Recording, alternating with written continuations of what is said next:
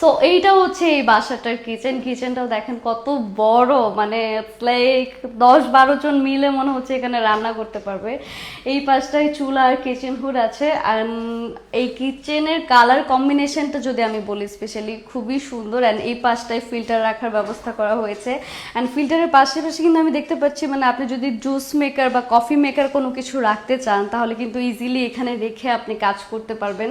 মানে ওদের ইন্টেরিয়র ডিজাইনটা না এত সুন্দরভাবে ওরা করেছে, আপনি আপনার হচ্ছে ভালো লাগবে, আপনার ভালো লাগতে বাধ্য। And আপনি যদি দেখেন মানে আমরা সবসময় আসলে কোনটাকে প্রেফার করি, আমাদের যেটা হচ্ছে মানে আমাদের যেটা খুবই ইউজার ফ্রেন্ডলি, আমরা যেটা ইউজ করতে পছন্দ করি। দেখেন এই কেবিনগুলা খুলতে এত এত আরাম, মানে যেটার যে হ্যান্ডেলটা মানে ধরার যে সিস্টেমটা খুবই সুন্দর। আমার মনে হয় যে এটা খুবই স্পেশাল, আমার কাছে এটা মানে আলাদা মনে হয়েছে। আমি যদি আগে এটা দেখতাম আমার বাসায় হয়তো বা আমি এরকমভাবে ডিজাইন করতাম বা করতে বলতাম আর কি, এই ডিজাইনটা আমার মাথায় আসেনি।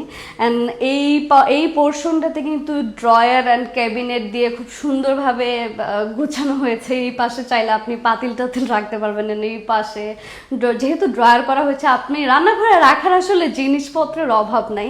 অ্যান্ড পুরোটা উপরটা নিচটা জুড়ে কিন্তু ফুললি ক্যাবিনেট করা আপনারা যদি দেখেন। অ্যান্ড স্পেশালি আমার কাছে কালার কম্বিনেশন থেকে মানে যেই জিনিসটা আসলে যেখানে রাখতে হয় কিচেনের সেই জিনিসটা সেখানেই আছে, আমার কাছে খুবই ভালো লেগেছে।